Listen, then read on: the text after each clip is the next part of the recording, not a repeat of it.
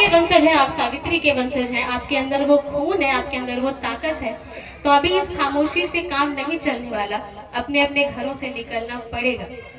एक मुकम्मल कविता और मैं चाहती हूँ कि मैं पेश करूँ।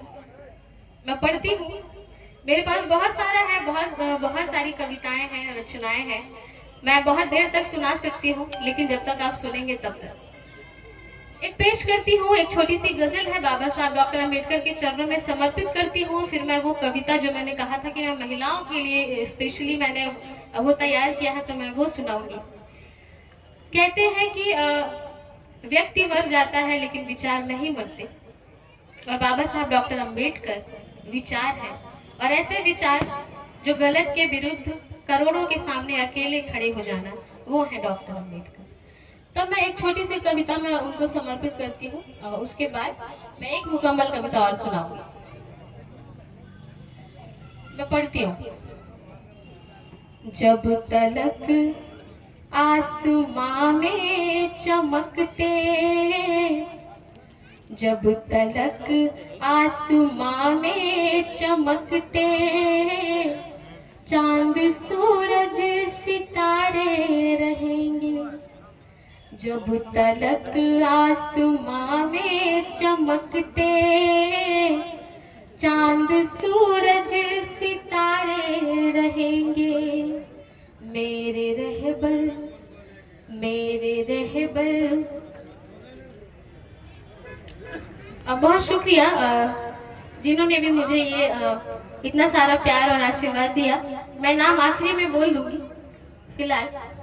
जब तलक आसमां में चमकते, चांद सूरज सितारे रहेंगे।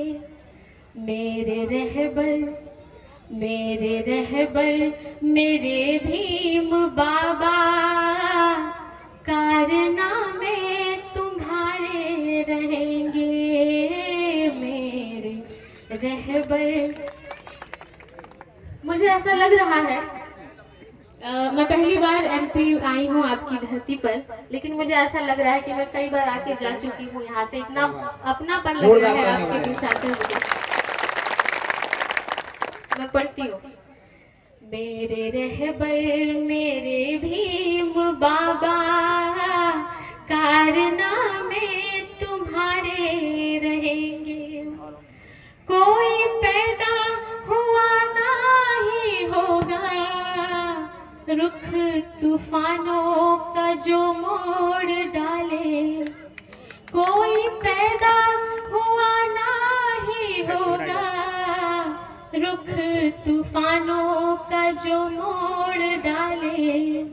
सैकड़ों साल की ये गुलामी, कोई तेरे सिवा तोड़ डाले।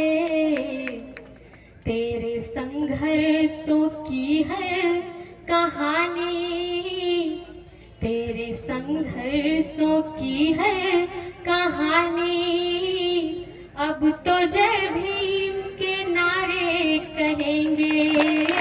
मेरे रहबर, मेरे भीम बाबा, कारनामे तुम्हारे रहेंगे।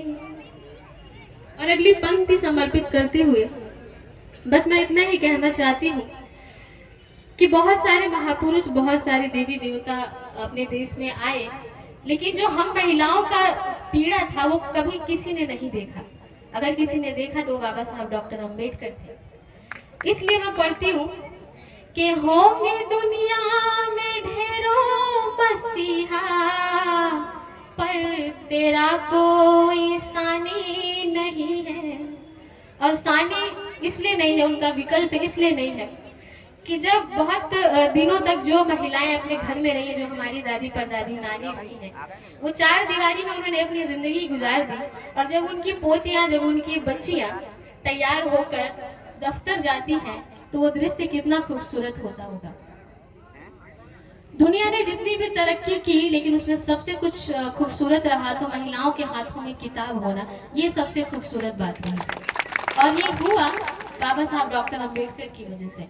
तब मैं पढ़ती हूँ कि होंगे दुनिया में ढेरों मसीहा, तेरा कोई सानी नहीं है, यहाँ ऐसा नहीं कोई जिस पर तूने की मेहरबानी नहीं है। हर नजर में जिगर में तुम्हारे, हर नजर में जिगर में तुम्हारे नाम के ही नजारे रहेंगे। मेरे रहबर मेरे भीम बाबा, कारनामे तुम्हारे रहेंगे।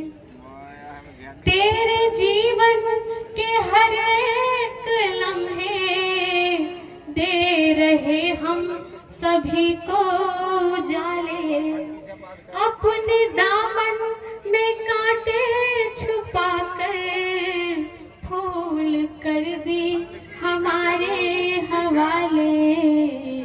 सोचते हैं कि इस जिंदगी में, सोचते हैं कि इस जिंदगी में कर्ज कैसे तुम्हारे भरेंगे।